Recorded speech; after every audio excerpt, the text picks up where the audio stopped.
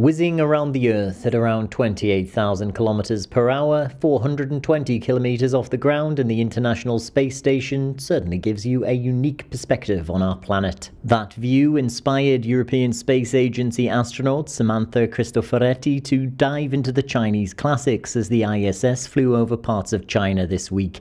She quoted 4th century poet Wang Zijie's preface to poems composed at the Orchid Pavilion. Looking up, I see the immensity of the cosmos. Bowing my head, I look at the multitude of the world. The gaze flies, the heart expands, the joy of the senses can reach its peak. And indeed, this is true happiness.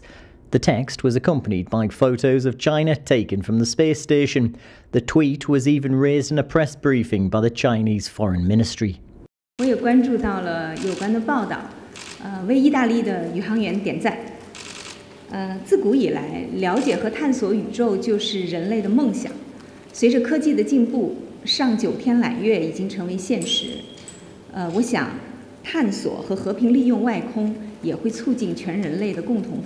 Cristoforetti has been praised for her Chinese language skills. The Italian speaks half a dozen languages and has previously taken part in joint training between ESA and the China Manned Space Agency. Cristoforetti's return spacecraft splashed down off the coast of the US state of Florida. After a medical check, she was en route to a military base in Germany where the CGTN Europe team were waiting for her. European Space Agency astronaut Samantha Cristoforetti is back on terra firma here in Cologne. We'll be hoping to grab a few words with her about her time on the ISS after, of course, she said hello to her friends and family. I asked her why she chose that particular poem and if she was aware of the attention it had gained.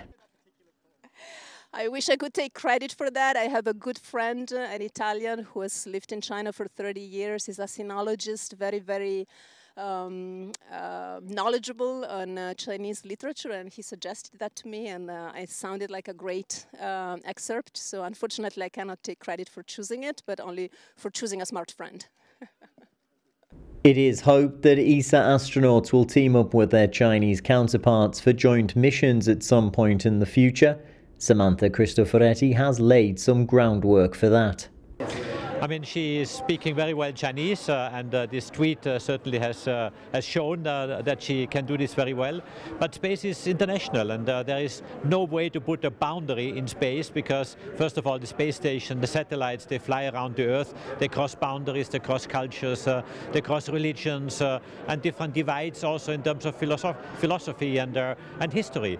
And I think this is something that we should always be reminded that space is above everything, literally.